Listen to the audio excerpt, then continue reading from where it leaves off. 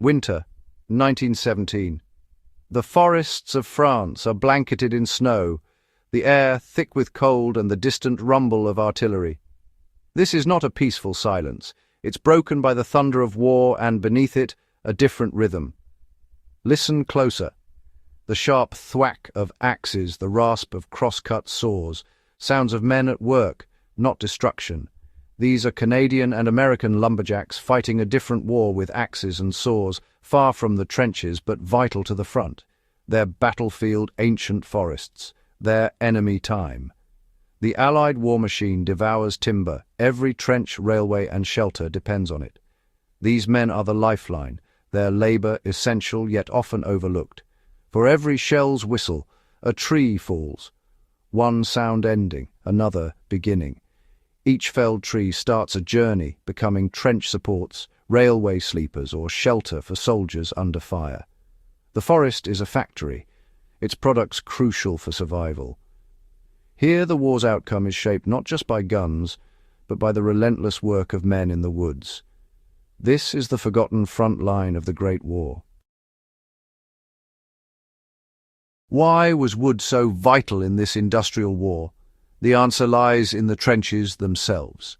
Trench warfare demanded vast amounts of timber for revetments, duckboards, dugouts, and miles of railway. Every yard of trench, every shell crate, every soldier's hut built from wood. Britain, reliant on imported timber, faced crisis as U-boats cut supply lines. The forests of France were quickly depleted. Local methods couldn't keep up. The war's appetite for wood was insatiable. Without it, the front would collapse. Timber was needed faster and in greater quantities than ever before. The challenge, not just felling trees, but processing and transporting them on an industrial scale. The solution required a new kind of army, one skilled in the forest, not the trenches. The call for help went out across the Atlantic. The fate of the trenches and the war depended on a steady river of wood. The Allies needed lumberjacks as much as they needed soldiers. The answer came from North America's forests. In 1916, Britain appealed to Canada, not for more soldiers, but for lumberjacks. Skilled woodsmen from Ontario, Quebec, and British Columbia answered, forming the Canadian Forestry Corps.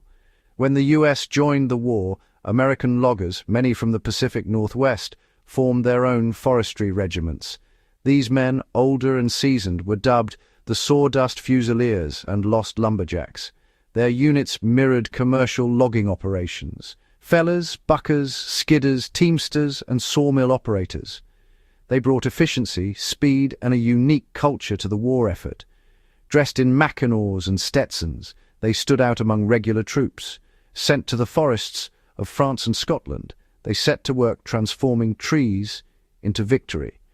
Their arrival turned quiet woods into hubs of relentless activity.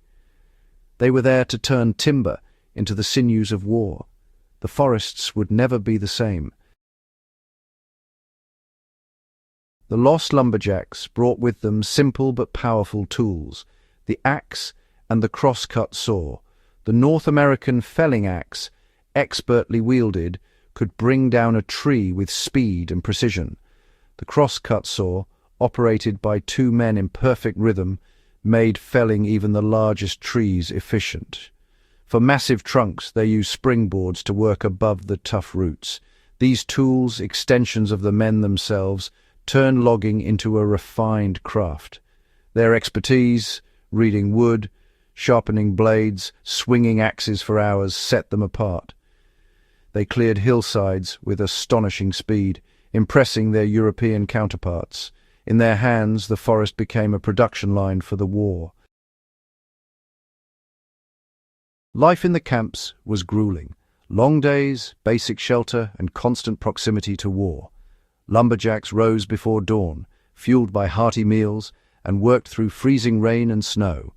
Injuries were common, and medical help was far away. Yet camaraderie thrived. Evenings brought cards, stories, songs, and letters home. These close-knit communities relied on shared hardship and skill. Military discipline existed, but the rhythm of logging ruled their days. Their weapons were endurance and expertise, not rifles.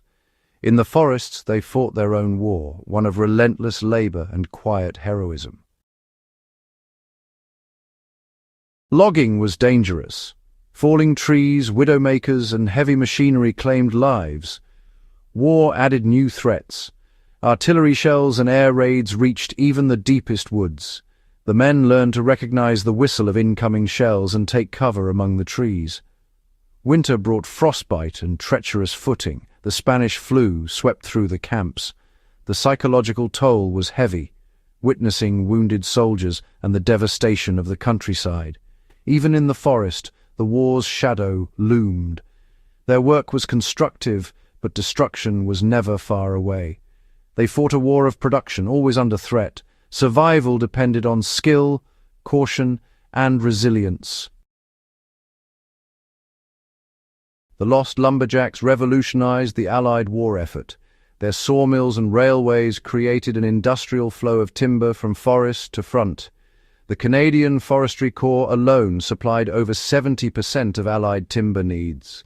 Their output built trenches, roads, railways, huts, and hospitals, literally holding the front together. By producing timber locally, they freed up ships for troops and supplies, easing critical bottlenecks. Their specialized skills proved more valuable than retraining soldiers as loggers. They transformed landscapes, but more importantly, they sustained the Allied armies. Without them, the war effort would have faltered. When the guns fell silent in 1918, the lost lumberjacks' work was done, but their story faded.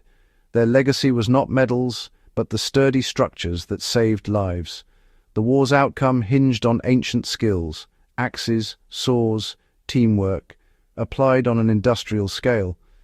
Their story reminds us, technology alone doesn't win wars, skilled people do. The lumberjacks proved that mastery of fundamental skills can change history.